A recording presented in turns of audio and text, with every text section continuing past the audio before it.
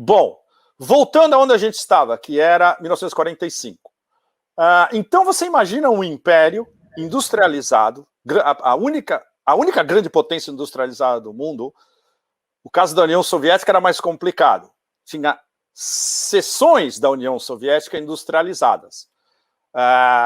Dentro da Rússia, dentro da Ucrânia, a Ásia Central estava jogada às traças, e dentro da Ucrânia, por exemplo, era só o Donbass, né? A China, como a gente sabe, não tinha absolutamente nada, especialmente até 49, né? Porque ficou aquela conflagração até o sucesso comunista em 49, e a China estava completamente devastada justamente pelo século de humilhação que começou imposto pelo Império Britânico. Bom,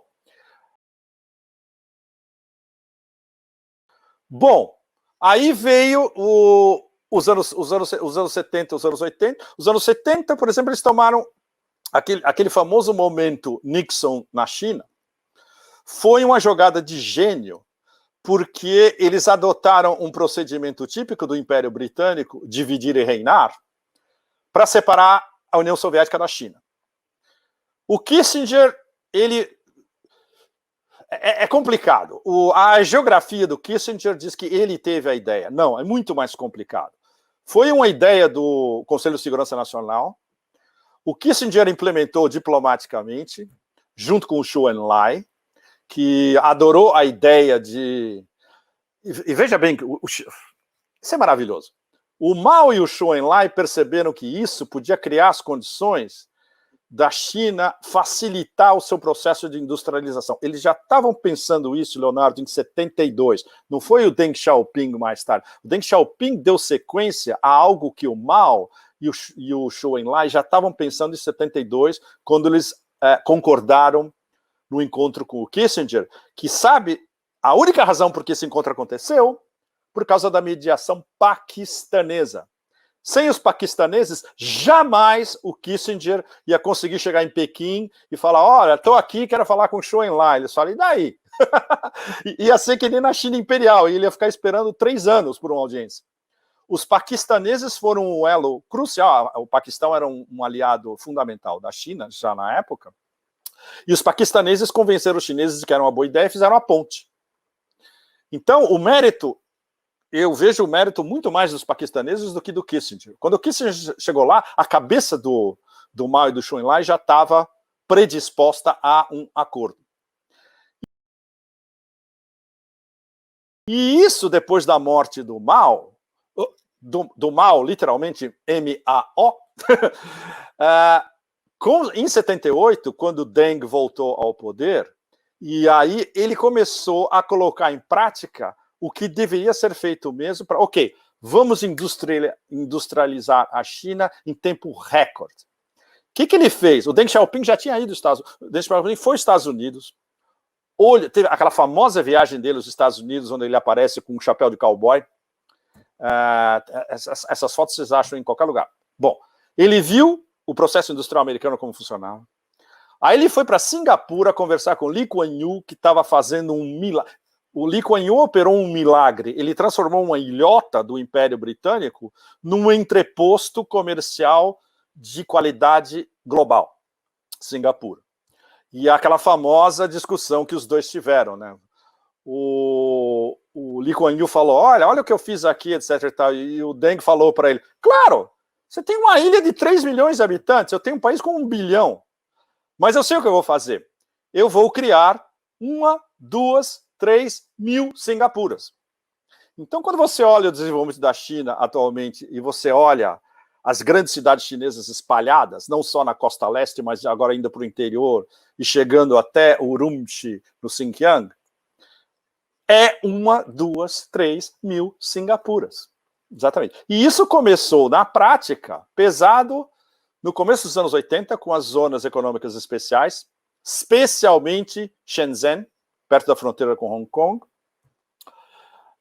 Prosseguiu ainda mais forte durante os anos 80, os anos 90, e veio o momento chave, que é uma coisa que a gente já discutiu também, que calcificou a arrancada absoluta, que foi o retorno de Hong Kong em 97. e depois a entrada da China na OMC em 2001.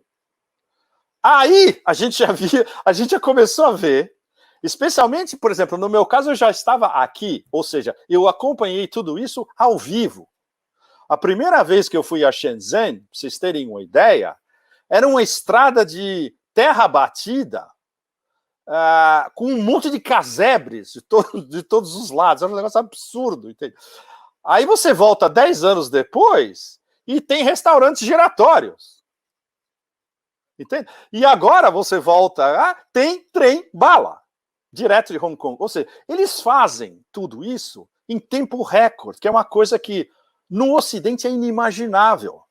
E porque é uma mistura de esforço coletivo, mentalidade coletivista e planejamento a longo prazo.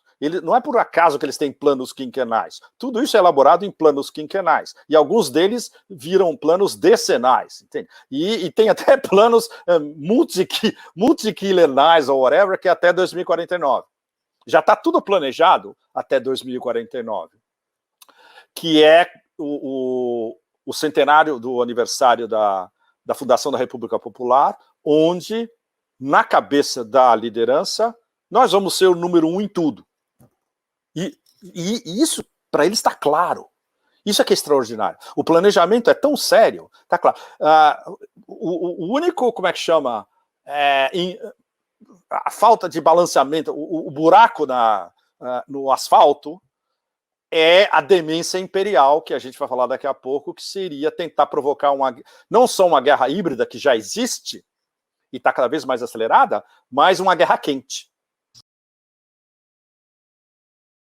Coração nesses últimos anos, o grande, como é que chama? A faísca do desespero para o império, e isso não foi na época, eles demoraram 4 anos para perceber, o que é um tempo enorme em termos de tempo chinês. Foi o lançamento oficial pelo Xi Jinping no Cazaquistão e depois na Indonésia das novas rotas da seda, que antes se chamava um cinturão, uma rota, e hoje é iniciativa de cinturão e rota. Imagina. Se eu fosse PR deles, eu falar, escuta, pensa num termo de soft power que vocês podem traduzir em qualquer língua. Ninguém sabe o que é cinturão e rota. Bom, anyway. Então, isso é basicamente, como você tem que ler as novas rotas da seda? É o único projeto no mundo inteiro com um alcance euroasiático, ou seja, continental, mas também transcontinental, porque inclui a África e inclui uma variação na América Latina também, especialmente com parceiros como o Brasil, a Argentina e a Venezuela, de uma rede de interligação comercial, conectividade, desenvolvimento sustentável, não baseado em dívida, que é a história do FMI e do Banco Mundial, mas baseado em empréstimos pagáveis a longo prazo e empréstimos na economia produtiva, unificando todo como é que chama? O heartland, o coração histórico, há 2.500 anos, pelo menos,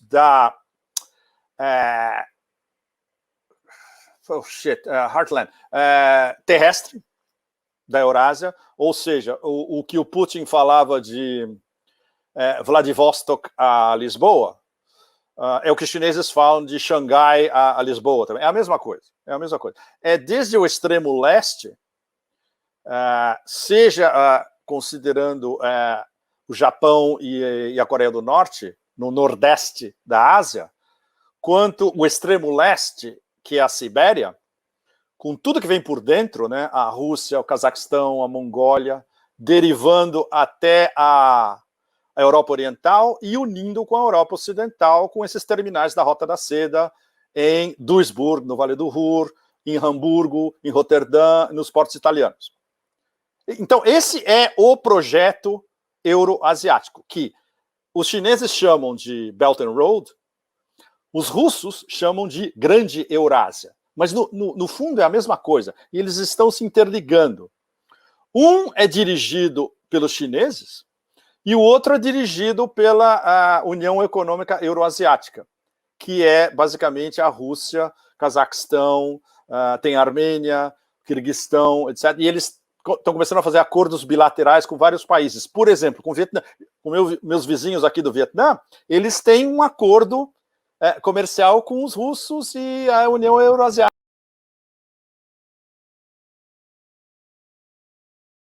Escuta, Leonardo e vocês todos, o jogo agora é muito, muito, muito, muito pesado.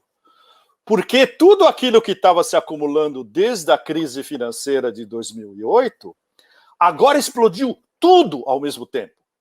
É uma crise visceral, intrínseca do capitalismo, é uma crise sanitária, é uma crise econômica, é uma crise de falta de liderança política no Ocidente inteiro, é uma crise onde as únicas lideranças globais de peso estão aqui do meu lado, Rússia e China. A crise do fato de que o declínio do Ocidente agora é tão extravagante e tão óbvio.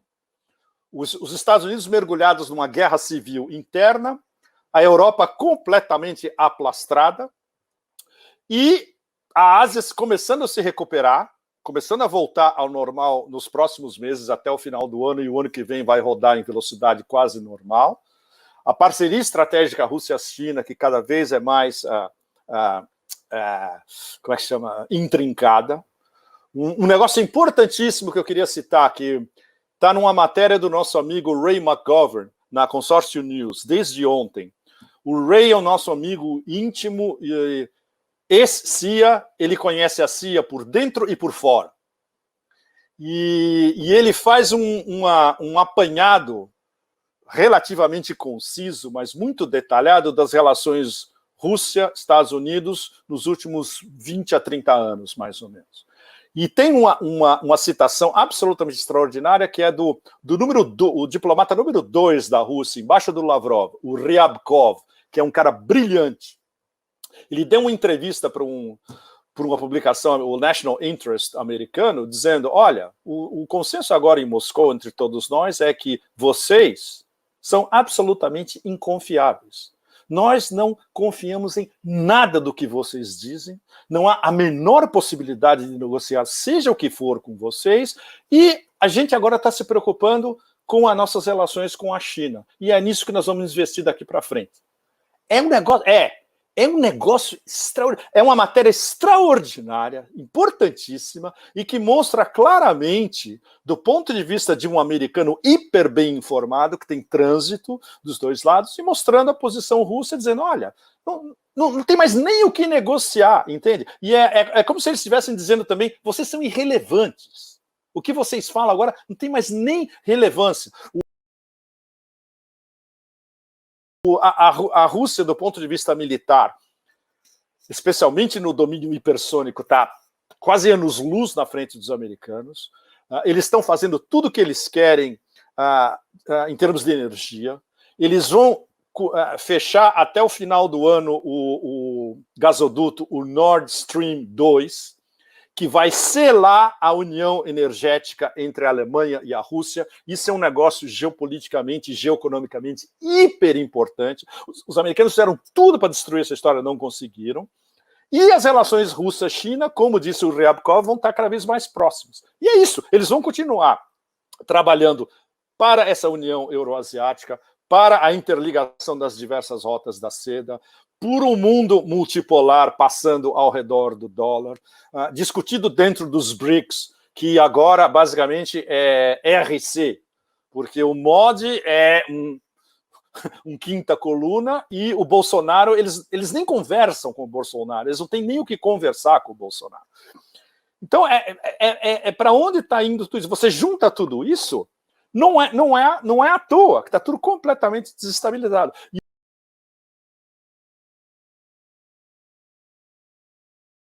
Evidentemente, eles olham para a China e falam, não, é uma ditadura de partido comunista. É bem mais complicado do que isso a gente pode falar depois.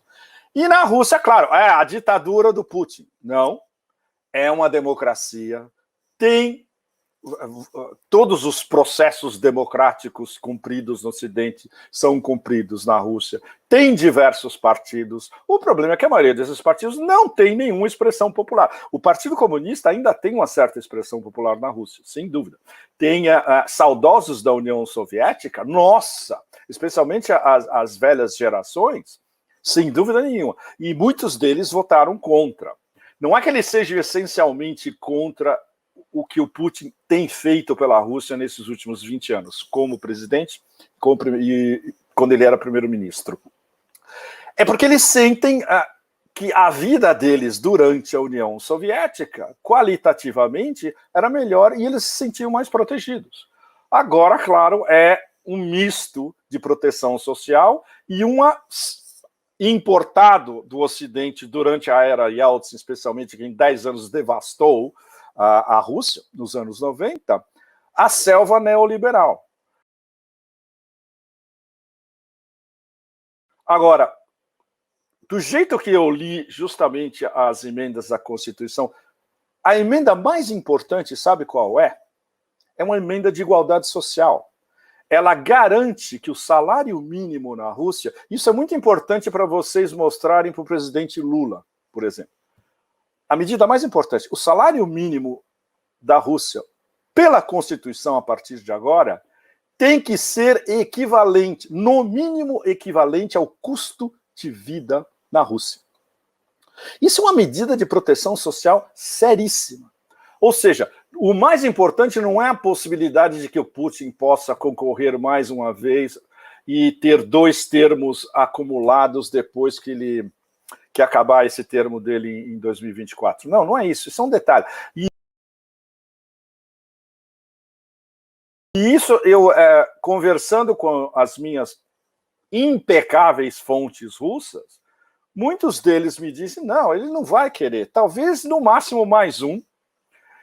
Já está em processo ele já está pensando na sucessão, ou seja, quem concorreria na sucessão dele para presidente. Tem alguns candidatos de muito peso, um dos quais, a última vez que eu conversei isso em detalhes, agora no fim do ano, é o Sergei Shoigu, ministro da Defesa.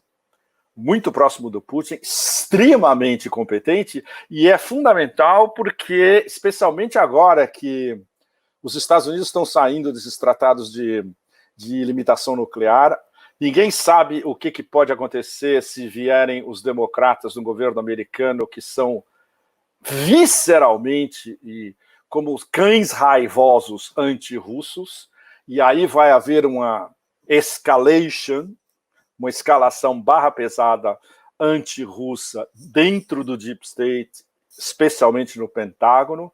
Então, o fato de você ter, digamos que tenha mais um termo Putin e depois um primeiro termo do Shoigu, uma sequência ideológica e de pensamento e de visão da Rússia, e também um militar com experiência no terreno. Isso vai ser super importante.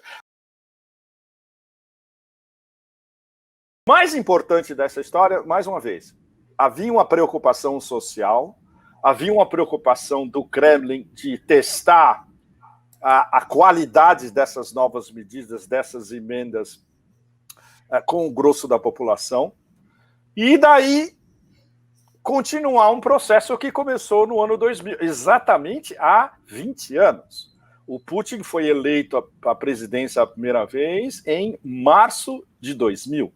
Faz exatamente 20 anos. Eu estava lá, eu cobri essa história toda, eu passei um mês cobrindo tudo isso. Eu lembro perfeitamente o estado absolutamente lamentável, desastroso que se encontrava a Rússia depois da turma do Jeffrey Sachs, dos Harvard Boys, dos ultra-neoliberais, dos oligarcas, espoliarem, destruírem a economia russa completamente num período de 8 anos.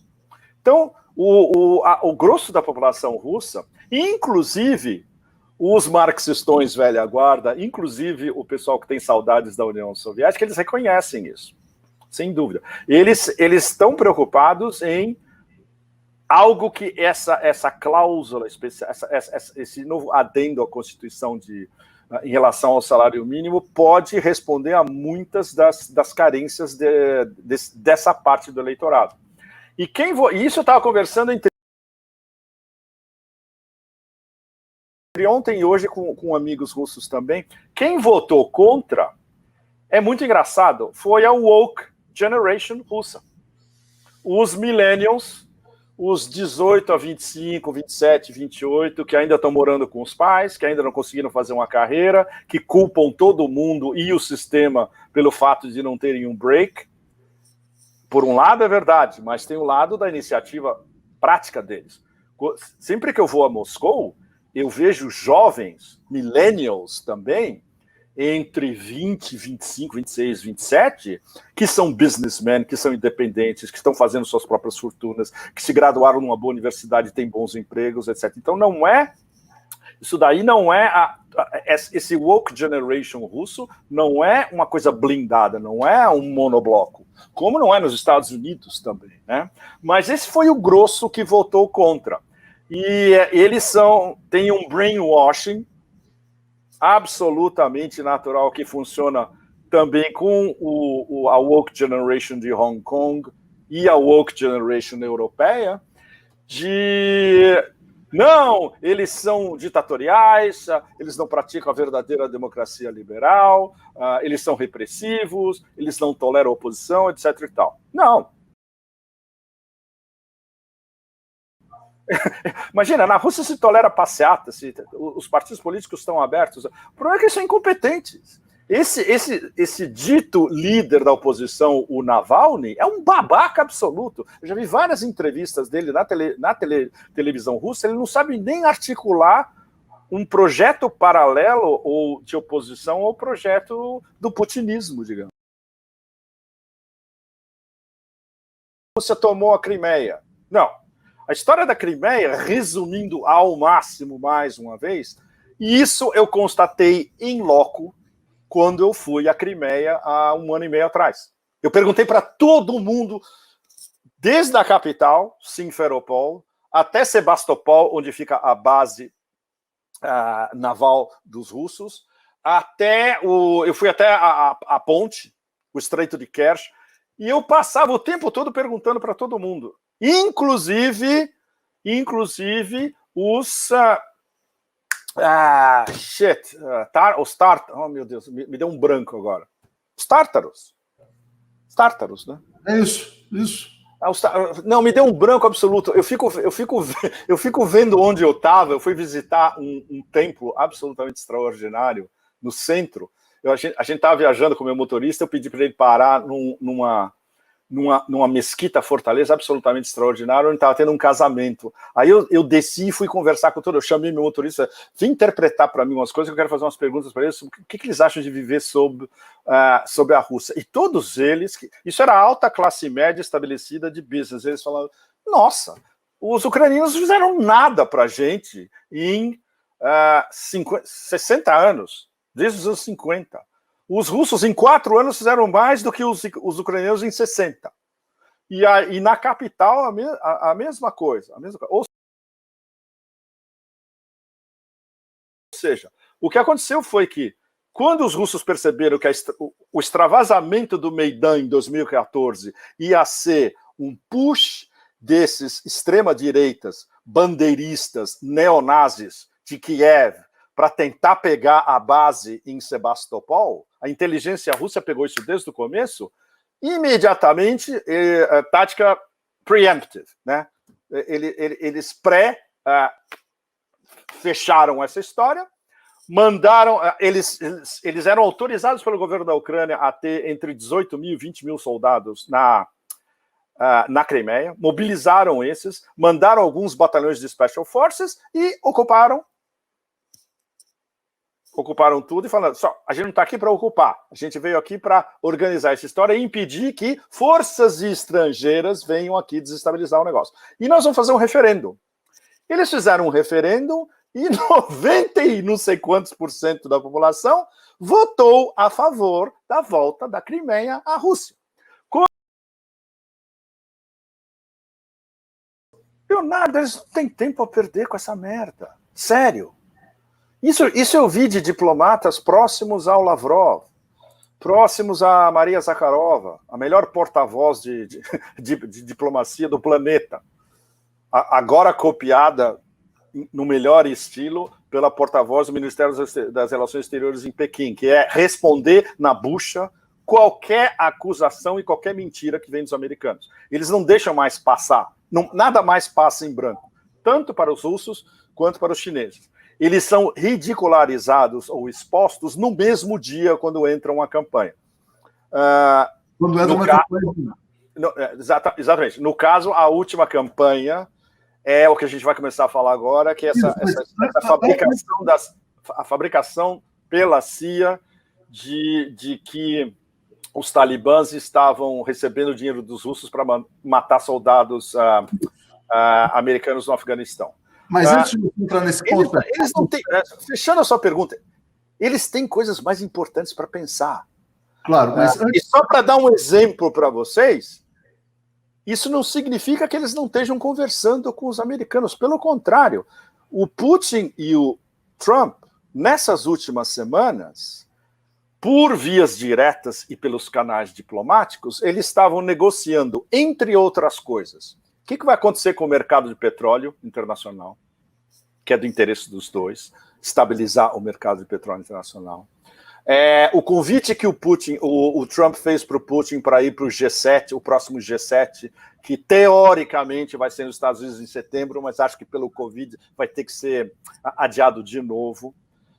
Eles estavam discutindo o Afeganistão também, porque os americanos têm o processo deles de conversar com os talibãs, mas os russos e os chineses têm o seu processo, que é o processo dos euroasiáticos, que é bem diferente. É um processo que foi pensado dentro da Organização de Cooperação de Xangai, pelos líderes Rússia e China, mas com a participação de Índia, Paquistão, que são membros ativos, e membros observadores, Irã e Afeganistão, que brevemente vão ser membros ativos também. Então, esses todos, e mais a Turquia como observador, todo mundo junto, a ideia é fazer um pacote de todos esses euroasiáticos e vamos achar uma solução para o Afeganistão. Não é o que querem os americanos e quem mais? O governo em Cabul, que é um governo fantoche dos Estados Unidos, essencialmente. Esse governo em Cabul foi negociado, sabe por quem? Pelo Zalmay Khalilzad, conhecido por todos nós há 100 anos como o afegão do Bush, porque ele era o intermediário entre a administração Bush 1 e 2, filho, e os afegãos. Então, isso é o principal. Tem dois processos paralelos, e eu imagino que nessas conversas Putin-Trump com o Afeganistão, eles têm que tocar nessa história. E aí, vamos tentar fazer mergir os nossos dois processos de paz, entre aspas, ou vocês vão negociar uma coisa, nós vamos negociar outra, e aí chega na hora, nem os talibãs, nem o governo de Cabul vão aceitar. Isso não é uma pergunta para agora, isso é uma pergunta para quando houver a próxima presidencial, porque daqui até lá nada muda. E, evidentemente, o Putin escolhendo o seu sucessor, assumindo que ele não tente um quinto termo presidencial e que ele designe o seu sucessor para a próxima presidencial, vai ser alguém que está completamente alinhado com as prioridades deles, especialmente o que o Valdai Club, o think tank número 1 da Rússia, chama de Grande Eurásia. Eu já escrevi muito sobre isso para o Asia Times. Eu acho que algumas já foram traduzidas por vocês aí. Isso não vai mudar absolutamente nada. E especialmente o principal, que é o que muitos analistas russos chamam de pivô para a Ásia, que é a relação estratégica Rússia-China. E isso não vai mudar absolutamente nada, porque eles sabem que o futuro geoestratégico é a união Rússia-China N níveis, militar, energético, cooperação financeira, unificar os sistemas de pagamento, passar ao largo do dólar. Eles estão sintonizados em tudo. Eles estão no Banco dos BRICS juntos, eles estão na SCO juntos, eles consertam quando vão no G20 juntos, tudo isso. Isso não vai mudar nada. O que pode mudar é se houvesse uma força de oposição que muitos analistas sérios, próximos do Kremlin, mas não subordinados ao Kremlin, chamam de quinta coluna, se eles tivessem credibilidade a nível nacional, eles não têm. Tem muitos atlanticistas dentro do sistema russo, e isso é um negócio complicado, por exemplo. Essa é uma discussão que vem há anos. Eu discuto isso com amigos russos que moram nos Estados Unidos. Por exemplo, o meu amigo The Saker, que mora na Flórida. A gente discute muito sobre... Ele é absolutamente convencido de que os quinta-colonistas são muito, muito fortes dentro do sistema. O Giulietto Chiesa, que era amigo nosso, foi correspondente de jornais italianos na Rússia durante muito tempo, tinha conexões excelentes na Rússia. A gente conversava muito sobre isso, até a morte dele alguns meses atrás, infelizmente, e ele conhecia por dentro toda essa história e fala, olha, eles são muito poderosos e eles tentam desestabilizar tudo que o Kremlin conceptualiza. Inclusive dentro do Banco Central. Tem uma tese que continua rolando até hoje, mas sem provas definitivas, mas com várias evidências, de que a Elvira Nabiulina, que é a presidente do Banco Central russa, é uma quinta coluna. Ou seja, ela faz o jogo não russo, mas do Bank of International Settlements e do Banco Central dos bancos centrais no Ocidente. E ainda por cima eles estão sujeitos às sanções pesadíssimas que, nesses desde as primeiras sanções depois do Maidan em 2014, serviu. Foi excelente. E isso é muito interessante quando você vê esse processo na Rússia e no Irã. Os dois estão sob sanções ultra pesadas. O que isso serviu? Eles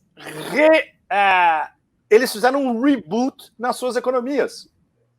No Irã foi um negócio extraordinário. Foi o que eu estava conversando com os meus amigos há pouco tempo e foi uma das minhas últimas matérias, acho que umas 2 semanas atrás. Um especial sobre o Irã, falando como eles, por causa das sanções, conseguiram diversificar a economia iraniana e estão tendo um boom de manufaturados made in Iran que eles estão exportando para diversos clientes, para a Turquia, para o Líbano, para a Ásia Central, etc. E os russos a mesma coisa. Eles saíram daquela monocultura de petróleo e gás, diversificaram a economia, estão autossuficientes em produtos agrícolas e estão começando a exportar manufaturas made in Russia também. Ou seja, é mais um caso, vários casos clássicos dessas técnicas de guerra híbrida americanas e dessa obsessão com sanções, que na verdade, é um tiro saindo pela culatra. Totalmente. Especialmente nesses 2 casos, Rússia e Irã.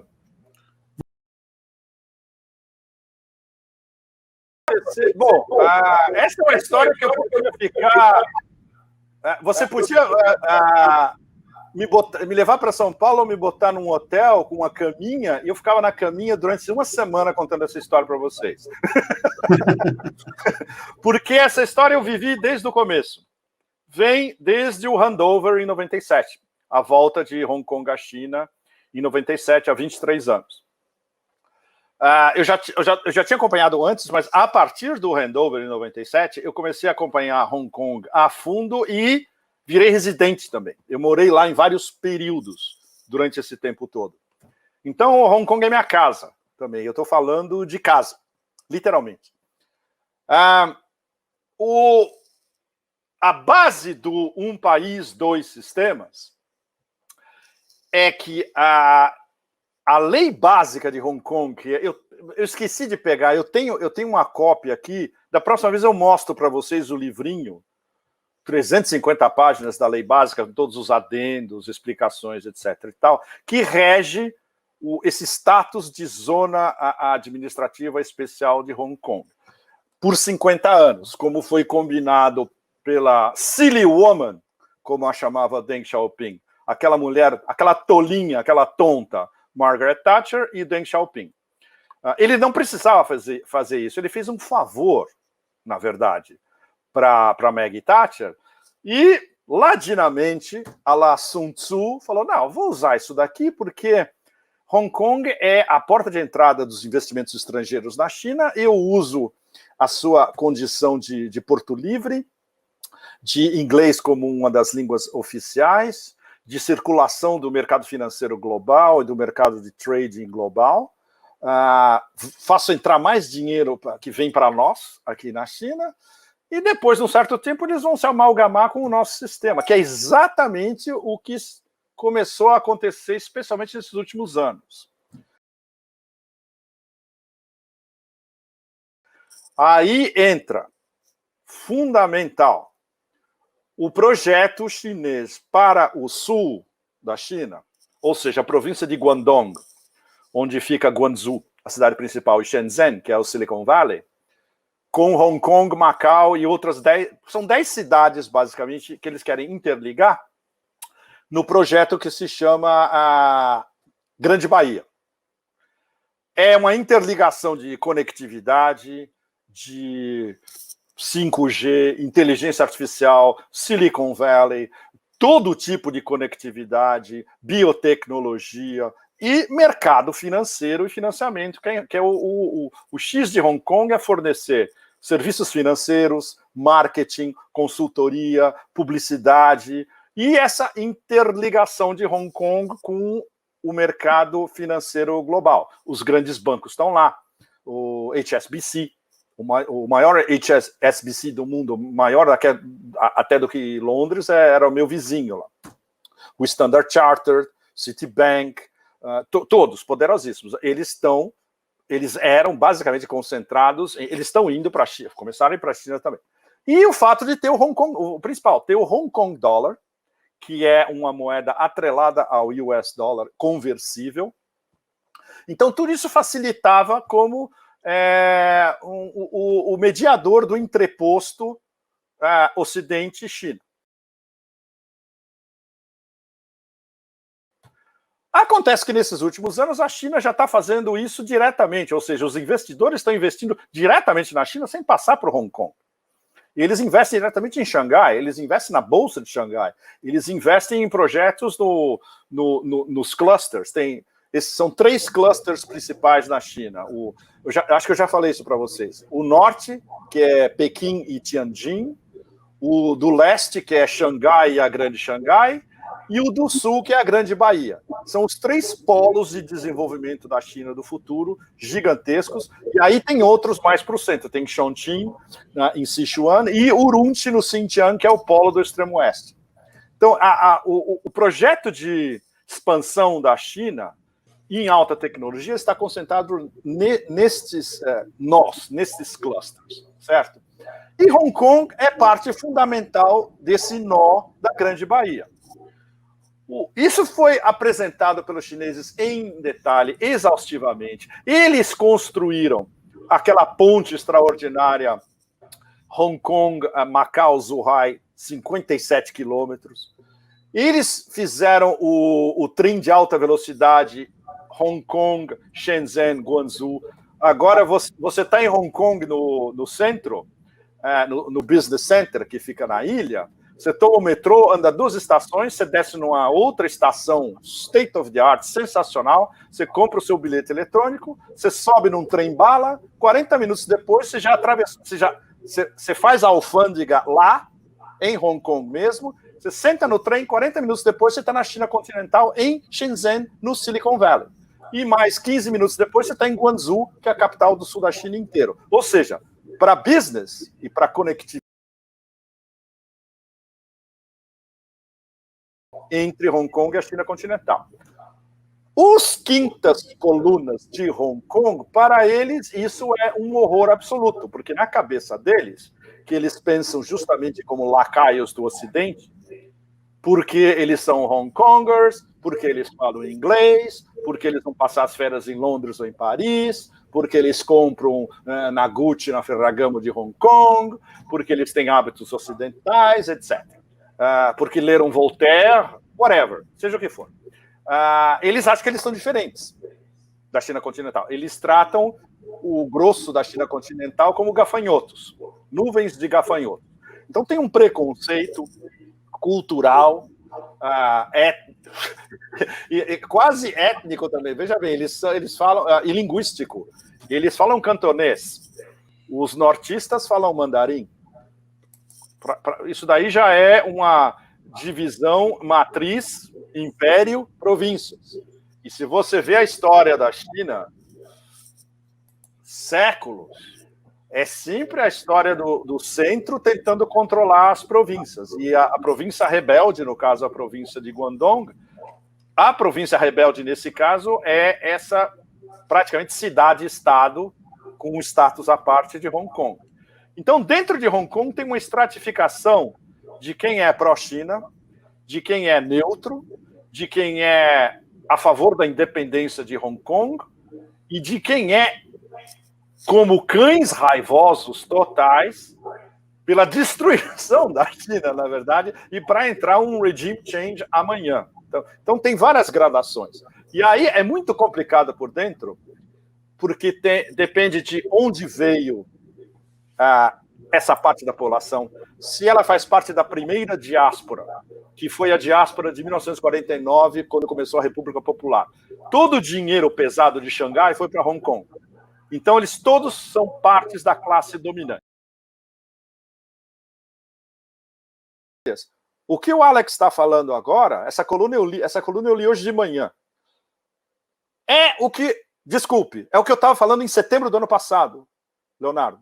Eu te passo o link de 2 colunas do Asia Times, de fim de setembro, começo de outubro do ano passado, onde eu fui para Hong Kong, chamado expressamente pelos banqueiros. Eles me chamaram e falaram: vem aqui, nós queremos que você descubra quem é que está pagando pelos black blocs. Eu só fiz isso enquanto estava lá e eu matei a história com 2 matérias. É só vocês irem no arquivo do Asia Times, está lá. Bom, o que a gente não tinha é o que o Alex cita nessa coluna de hoje, que é do Time Magazine, não é dele. Ele está reproduzindo uma matéria que saiu na Time Magazine nesses últimos dias, citando uma organização extremamente obscura americana, apoiada pelo Congresso e ligada com o National Endowment for Democracy, o NED, que financia revoluções coloridas no mundo inteiro, e esses caras estavam dando dinheiro diretamente para os protestadores. É isso que está nessa coluna do Alex, que é uma coluna importante porque é a primeira vez que a imprensa de Hong Kong estabelecida, o South China Morning Post é uma mistura de Folha e Estadão de Hong Kong, pra você ter uma ideia, e tradicionalíssimo. Eles publicam, claro, eles não publicam como uma matéria, eles publicam como uma coluna de opinião, mas pelo menos é o único bom colunista que eles têm, mostrando tacitamente, e está no título, que os Estados Unidos estavam financiando uma revolução colorida de guerra híbrida em Hong Kong no ano passado, que é uma coisa que a gente já sabia lá. Mas, obviamente, a imprensa de lá não tinha o culhão de publicar. Entende? Bom, fechando a história das famílias, esse pessoal que estava protestando o ano passado, não os black blocs, os jovens, a woke generation de Hong Kong que estava na rua protestando, mesma coisa. 18 a 27, 28, no máximo 30. Muitos saídos da universidade sem emprego, morando com os pais, porque o custo de vida em Hong Kong é um dos mais altos do mundo, com uma ideia na cabeça de que o Ocidente é melhor do que a gente e que nós, Hong Kongers, não somos chineses, nós somos ocidentais de luxo, afinal a gente mora numa cidade de luxo e a gente fala inglês, a gente não fala cantonês só en passant na escola, entende? E especialmente o fato de que eles não conhecem a China. Eu conversei com vários deles na rua, no meio dos protestos. Já foi à China? Não, nunca. Falei, mas como você pode criticar a China e o sistema se você nunca foi lá e não viu como a população vive e não viu como os caras da sua idade vivem? Nada. Branco. Entende? E esses caras foram instrumentalizados justamente por essa conexão.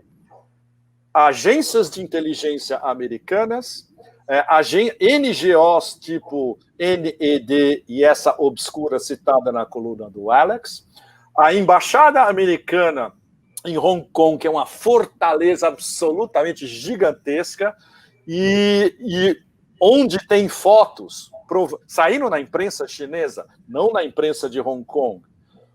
Uma das agentes da CIA de luxo dentro da embaixada, que estava teoricamente trabalhando para o State Department como diplomata, ela era a ligação principal entre os líderes dos protestos, incluindo aquele menininho absolutamente tonto, o Joshua Wong, que virou uma espécie de Greta da Revolução Colorida de Hong Kong. Tem fotos disso. E aí, outra experiência incrível. Eu fui conversar com um advogado de Hong Kong que tinha um dossiê, Leonardo, sobre toda a intervenção americana mapeada há meses, com fotos, com depoimentos, etc. e tal. Ele mandou esse report, que ele me deixou ler uma boa parte, para a ONU em Genebra. Ou seja, como um grupo de advogados de Hong Kong impetrou um mandato com a Organização de Direitos Humanos da ONU em Genebra para investigar o fato de que estava havendo uma revolução colorida em Hong Kong. E, obviamente, isso não deu em nada, porque os americanos, em cima, eles cortam qualquer tipo de investigação do gênero, entende? Então, fechando a história, está mais do que provado de que o ano passado, tudo que aconteceu em Hong Kong foi parte de uma sofisticada guerra híbrida com todos os elementos clássicos de revolução colorida. Manual do Gene Sharp, Otpor, Maidan, tudo. Eles queriam não só um regime change, como uma, entre aspas, Hong Kong independente. E isso é uma coisa absolutamente estúpida.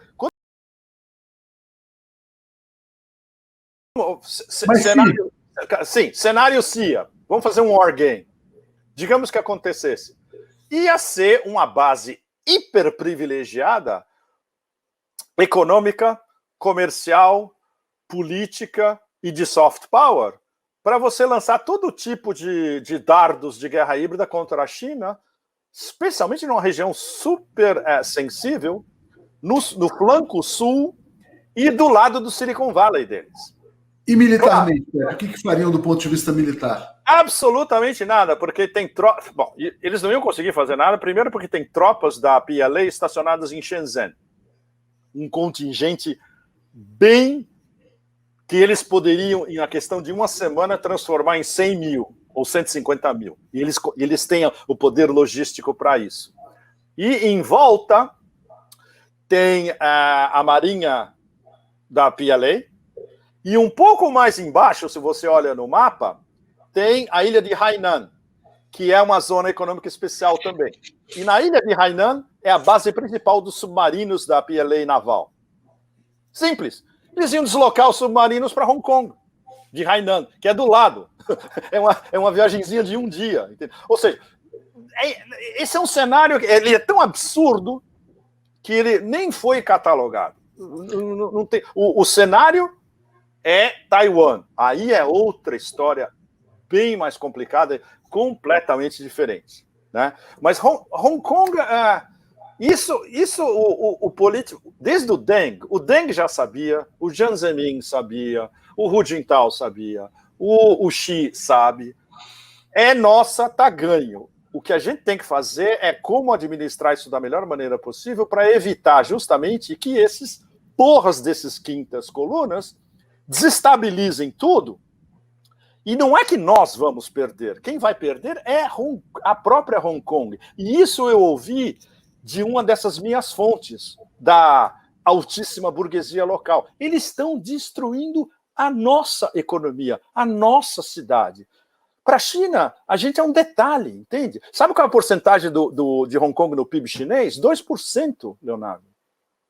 Nada. É um detalhe, entende? Agora, é importante dentro dessa conectividade da Grande Bahia com todo o sul, com o delta do Rio da Pérola, com todas essas 10 cidades. E como mercado financeiro. E o fato de ter uma moeda conversível. Mas, ao mesmo tempo, eles estão avançando tudo. Eles estão avançando o Silicon Valley em Shenzhen, eles estão avançando Xangai como um centro financeiro de qualidade internacional. E na hora que o yuan for conversível, que a gente especula que é algo que pode acontecer, digamos, nos próximos 5 anos, talvez 2025, para juntar com o projeto Made in China 2025, que é onde eles vão atingir a autossuficiência em 10 indústrias de ponta de alta tecnologia, inteligência artificial, 5G, etc. e tal. Quando o yuan for totalmente conversível, a capital financeira vai ser Xangai, não vai ser Hong Kong. O Hong Kong dólar vai ser um detalhe, entende? E o centro político não vai, é imutável, é na ex-capital imperial. É Pequim e isso não muda nada. Então, para eles, Hong Kong é um detalhe. E eles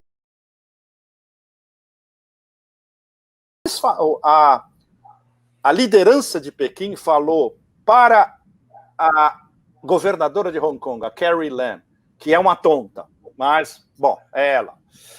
Olha, vocês têm 2 opções.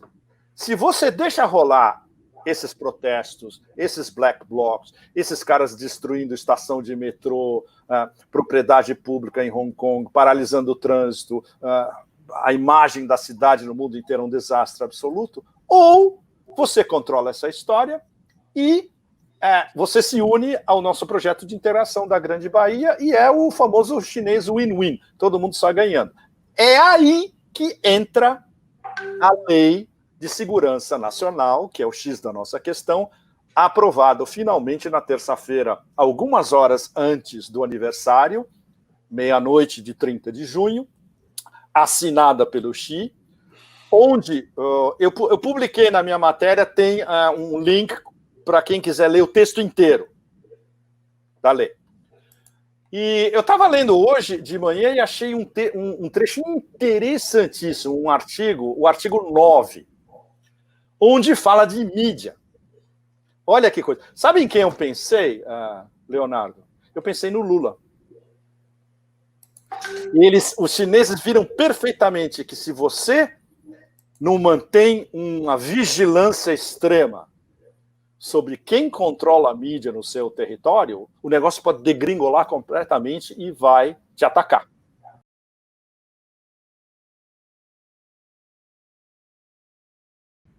Coisa que eles estavam discutindo nos BRICS há anos atrás, depois começaram a discutir nos summits bilaterais deles, e já está rolando cada vez mais. Foi anunciado o ano passado pelo Putin e pelo Xi, diretamente.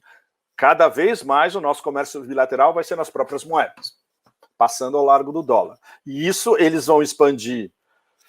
Por exemplo, aí que tá, né? Não tem mais BRICS, como a gente sabe, né? Então é RC. Eles queriam expandir isso, pelo menos com a Índia. A Índia é complicado porque a Índia, eles não estão nem em cima do muro, eles pularam o muro do Trump e estão no lado americano, demonstrando mais uma vez que as elites indianas são completamente vira-latas, absolutamente. E perderam o Irã agora há pouco, é uma coisa que a gente pode conversar também, também está interligado. Em benefício da China e do Paquistão. Ou seja, a burrice estrutural das elites indianas, tanto as tradicionais, Partido do Congresso, quanto esses malucos hindutva, hindu nacionalistas, é um negócio inacreditável. Bom, explicável pela chapuletada do Império Britânico em cima deles, que virou aquilo de ponta cabeça. Eles não conseguem mais pensar, eles não são mais Shiva, eles são uns atrofiadinhos, assim, né? Eles não conseguem mais pensar, como é que chama? Big picture.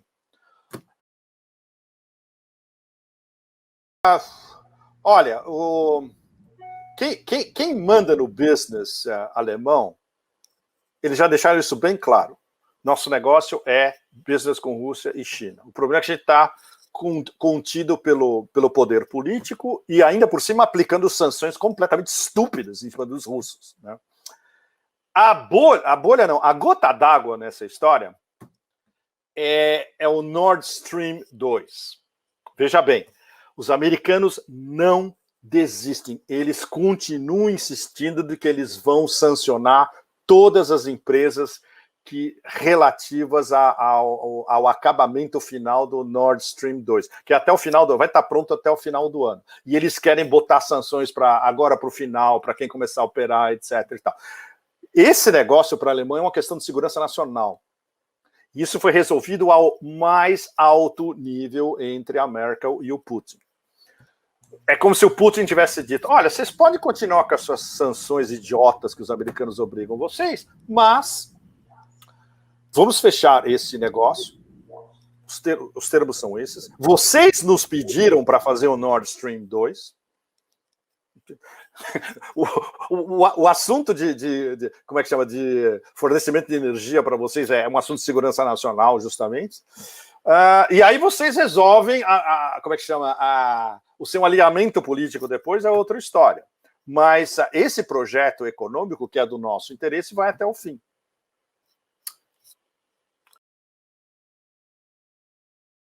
E o que faz os chineses?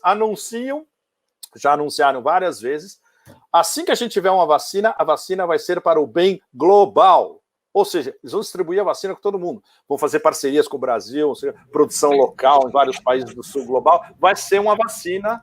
E os russos provavelmente vão fazer a mesma coisa. É isso. Eu ia te perguntar isso, porque a China coloca nesses termos, né? Quer dizer, como um bem público. A Rússia também trataria a vacina como um bem público. Exatamente. E aí você me lembrou um negócio que eu tinha notado aqui nas minhas notas, que eu queria ressaltar. Isso eu vou usar mais tarde num outro texto, mas eu queria adiantar. Eu sintetizei ao máximo os pontos principais de por que a reação e a luta contra o Covid-19 e a organização de todas as estratégias aqui na Ásia funcionou muito melhor do que no Ocidente. Aí, você dividindo por países, por exemplo. Olha que interessante. Tem democracias. Lá a democracia ocidental. Japão, Taiwan e Coreia do Sul. Foram 3 casos de sucesso. Mais ainda Taiwan e Coreia do Sul do que o Japão. E você tem 2 países que são, na verdade, ditaduras de partido único. China e Vietnã. Vietnã talvez seja, a parte de Cuba, o Vietnã talvez seja o caso de maior sucesso do planeta inteiro, porque teve 0 mortes de Covid-19. Então, olha, aí eu falei, bom, eu tenho que botar isso em termos culturais e históricos. Não é o mérito apenas de ditaduras de partido único em si. Não, isso está sentado numa base cultural milenar que vem por trás.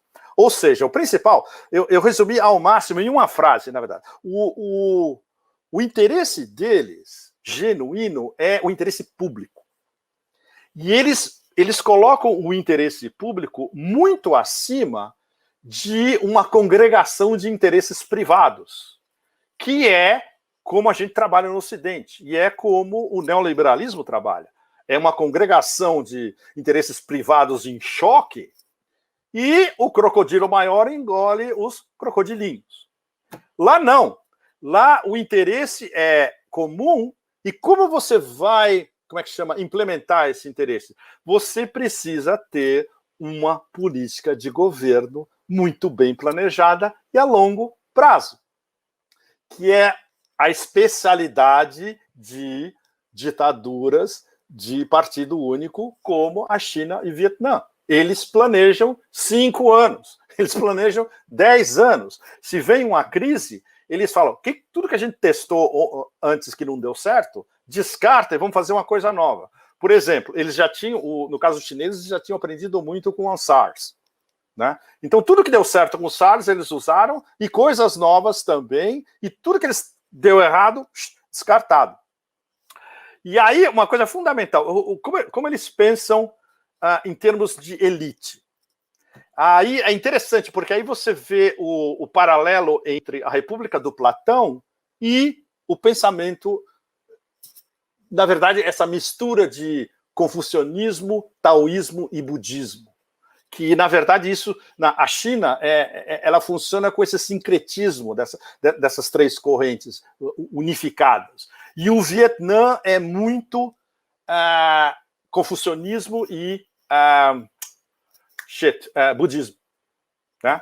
Então, eles acreditam que se você tem uma elite educada e responsável, né, controlando esse processo, você é capaz de manter a ordem social, econômica e política. Né? E, agora, o que confere a legitimidade dessas classes dominantes? E é isso que sempre eu fiquei absolutamente fascinado. Eleições, como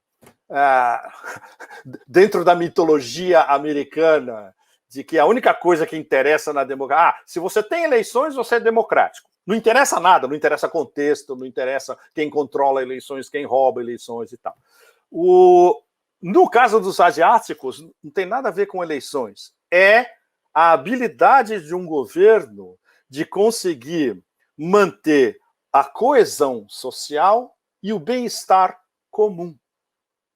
Olha só, se você junta tudo isso, você consegue ver que o sucesso deles em relação ao Covid-19 não tem nada a ver com essa versão idealizada, transfigurada ou perversa de democracia e mercado livre que a gente tem no Ocidente.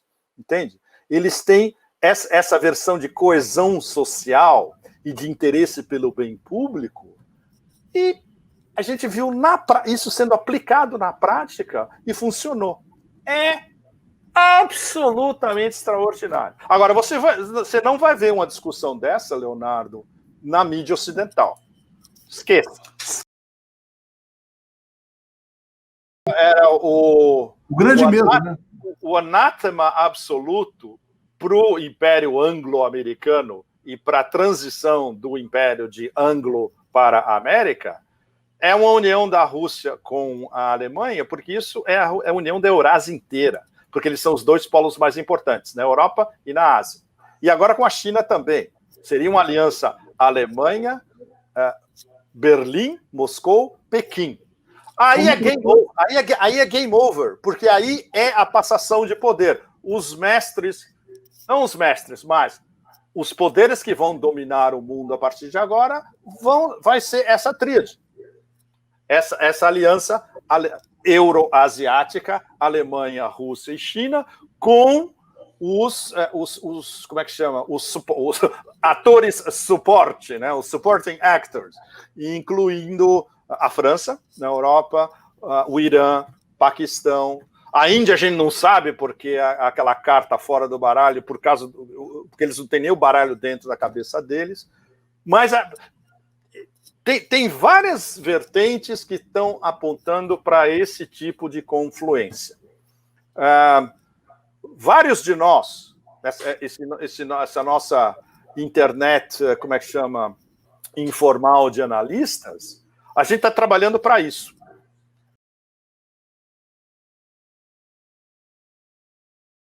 Claro, eu não posso parar tudo isso e fazer uma série sobre a classe operária chinesa não foi ao paraíso, o que é verdade até certo ponto. O eleitorado do Xi Jinping é a classe média, não há a menor dúvida. A classe trabalhadora chinesa tem seríssimos problemas, tem greve toda semana, há centenas, tem milhares de greves por ano que a gente não fica sabendo porque não sai na imprensa chinesa, é censurado, etc. E tal.